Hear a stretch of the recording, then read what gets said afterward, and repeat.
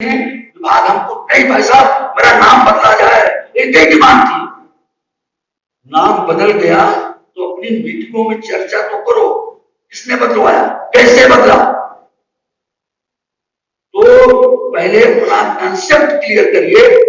GDS एक system है, उसकी ड्यूटी 7.5 घंटे तक हो सकती है, अगर रूल के लिए हटा दिया जाए 8 घंटे नहीं हो सकती।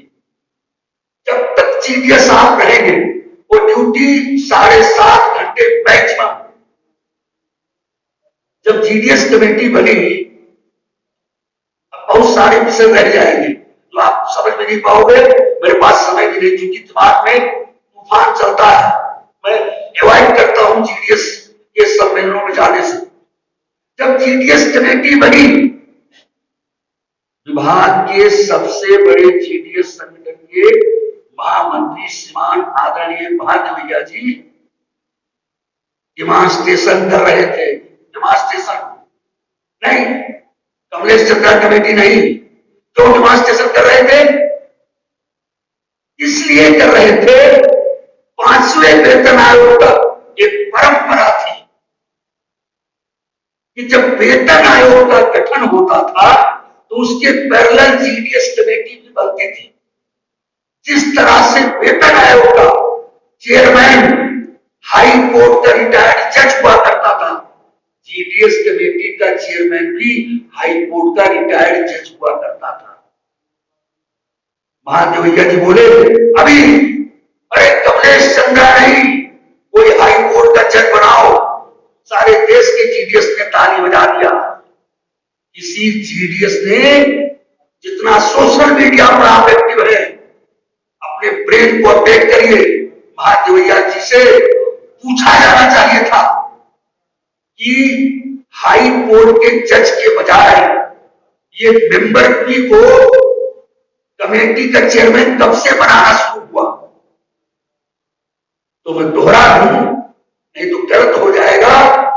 अंतिम जज चरणजीत सिंह तलवार, जस्टिस चरणजीत सिंह तलवार, वो जीडीएस कमेटी के चेयरमैन बने। उनकी सारी रिपोर्टें लागू नहीं हो पाई, लंबा आंदोलन चला, लेकिन भारत सरकार को और देश के सारे नागरिकों को वो चरणजीत सिंह तलवार ने बता दिया कि जीडीएस क्या है, आपका असली जो काम करने का तरीका है, क्या काम करते हो। ये चरणजीत सिंह तलवार के बाद देश और दुनिया को पता चला। क्या पता चला? उन्होंने लिखा कि मैं एक गांव में गया और जब मैं गांव में गया तो मैंने देखा कि डाकखाना खुला हुआ था। तो मैं 4-6 घरों में गया। हमने भाई साहब, तो घर से कोई महिला निकली, ये कहां है भाई साहब? ये खेत में गए हैं काम करने। वो खेत से काम करके शाम को लौटे 6 बजे। तो मैं वैसे किसानों से जो दिन में खेत में काम करने जाते हैं, 4-6 लोगों से उन्होंने पूछा कि आप दिन भर तो घर से बाहर रहते हो, डाकखाने का खुलने के समय 10 से 2 है, तो डाकखाने में आपका काम कैसे, कोई काम नहीं पड़ता क्या?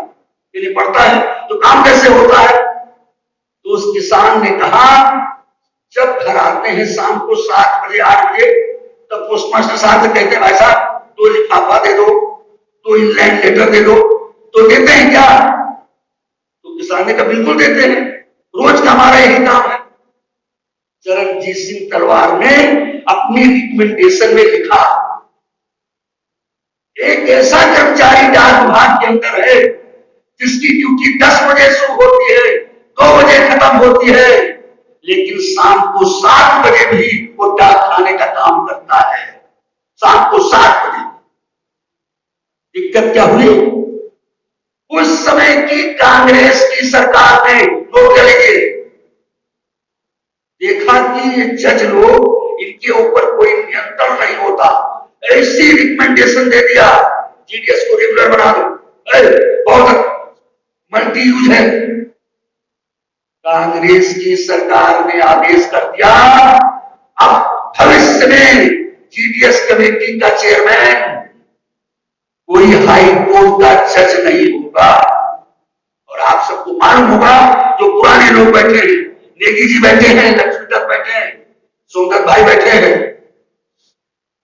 पहली बार डाक भवन के अंदर बैठा जीडीएस कर्मचारियों का एक नंबर का दुश्मन नटराज मूर्ति आपकी कमेटी का चेयरमैन बना। परंपरा तो बदल गई महादेवैया जी। कमलेश चंद्रा जब कमेटी के चेयरमैन बने तब आप विरोध कर रहे हो। विरोध तो तब करना चाहिए था जब ये परंपरा तोड़ी गई, उस समय विरोध नहीं किया।